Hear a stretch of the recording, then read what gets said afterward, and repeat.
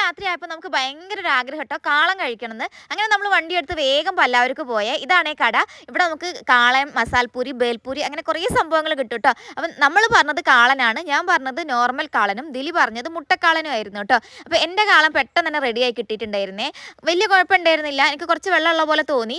അത് കഴിഞ്ഞ് ദിലീൻ്റെ മുട്ടക്കാളൻ എന്താ അവിടെ റെഡി ആയിക്കൊണ്ടിരിക്കുകയാണ് കേട്ടോ. ഇവിടെ നമുക്ക് ഇരുന്ന് കഴിക്കാനുള്ള സൗകര്യങ്ങളൊക്കെ ഉണ്ട് കേട്ടോ. അപ്പോൾ ഞാനിതാ നമ്മളെ കാളൻ കഴിച്ചുകൊണ്ടിരിക്കുകയാണ്. അപ്പോഴേക്കും ഇതാ ദിലീൻ്റെ മുട്ടക്കാളനും ആയിട്ടുണ്ടായിരുന്നു കേട്ടോ. ശക്തിക്ക് വേണ്ടാന്ന് പറഞ്ഞു, അവന് പാനിപൂരിൻ്റെ ഉണ്ട മതി എന്ന് പറഞ്ഞു കേട്ടോ. അപ്പോൾ നമ്മളിതാ കഴിച്ചുകൊണ്ടിരിക്കുകയാണ്. ശക്തി എന്നപ്പോൾ ഇതാ പാനിപൂരിൻ്റെ ഈ ഉണ്ട മാത്രമായിട്ട് ഇങ്ങനെ കഴിച്ചുകൊണ്ടിരിക്കുകയാണ്. നല്ല ചൂടുള്ളതുകൊണ്ട് തന്നെ എനിക്കത് കഴിക്കാനേ പറ്റുന്നുണ്ടായിരുന്നില്ല. അപ്പോഴേക്കും ദിലി ഇതാ കഴിച്ച് കഴിഞ്ഞിട്ടുണ്ടായിരുന്നു. അങ്ങനെ നമ്മൾ വീട്ടിലേക്ക് പോകാൻ നോക്കുകയാണ് കേട്ടോ. ശക്തിക്ക് ഇത് ആവശ്യത്തിനുള്ള പാനിപൂരിൻ്റെ ഉണ്ടിയൊക്കെ വാങ്ങിയിട്ടുണ്ട്. ഞാൻ ബാക്കിയുള്ളത് കാറിലിരുന്ന് കഴിക്കാമെന്ന് പറഞ്ഞു കേട്ടോ.